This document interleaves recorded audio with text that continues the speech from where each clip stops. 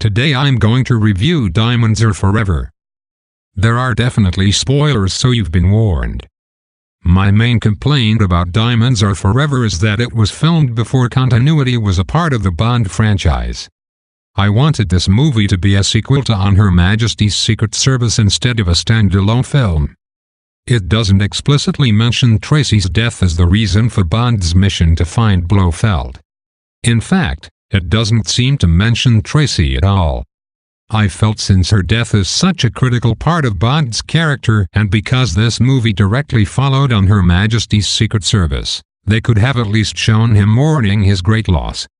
In The Making of On Her Majesty's Secret Service, by Charles Wolfenstein, it was said that the first two drafts of the script did include Bond mourning for Tracy. I would have much preferred this to be a part of the plot, and it would have better supported Bond's motivations for finding Blofeld. Even when he finds Blofeld, Bond doesn't seem to display resentment or rage towards him. Instead, he is calm and acts as if Blofeld didn't just kill his wife. I wanted to see Bond be emotional, like Daniel Craig's Bond was after Vesper's death. Not only does the film not mention Tracy, it acts like she never existed. Mr. Franks, your passport is quite in order. Well, anyone seeing you in that outfit, Moneypenny, would most certainly be discouraged from leaving the country. What can I bring you back from Holland? A diamond? In a ring? Would you settle for a tulip? I don't like this conversation between Bond and Moneypenny. Especially after Bond just lost his wife in OHMSS, she could have been more sensitive. I understand that subtle flirting with Bond is part of Miss Moneypenny's role, but they could have used a different line that wasn't about marriage.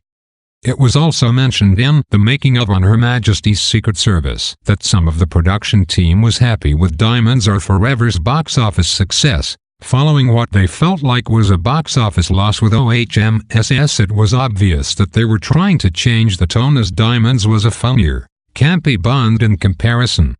This could especially be seen in the roles of Mr. Wint and Mr. Kidd. These characters were light-hearted villains, who were implied to be gay.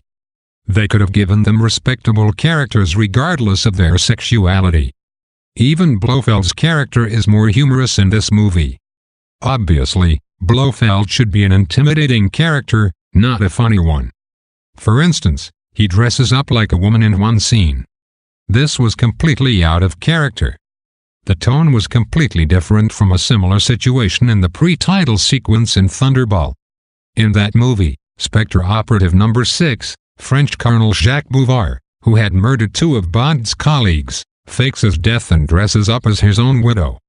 Bond, aware of this deception, follows Bouvard and engages in a violent fight resulting in Bouvard's death. Furthermore, I didn't enjoy that Blofeld was surgically creating lookalikes.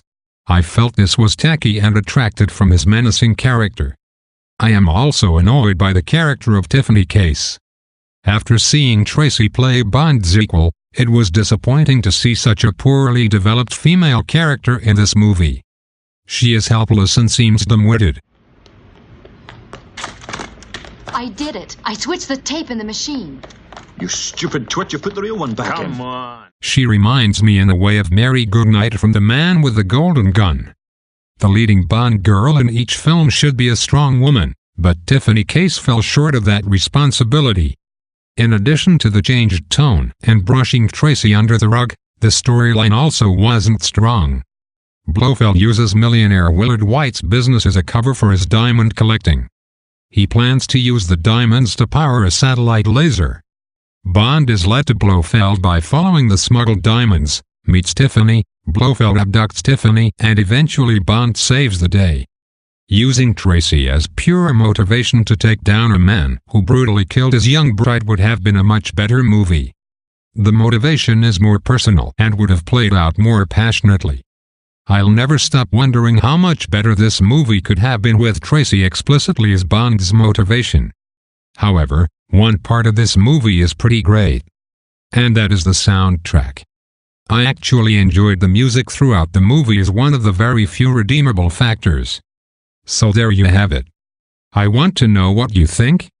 Do you like diamonds or forever? Did you also feel that Tracy should have been a bigger presence? Leave a comment below and let me know.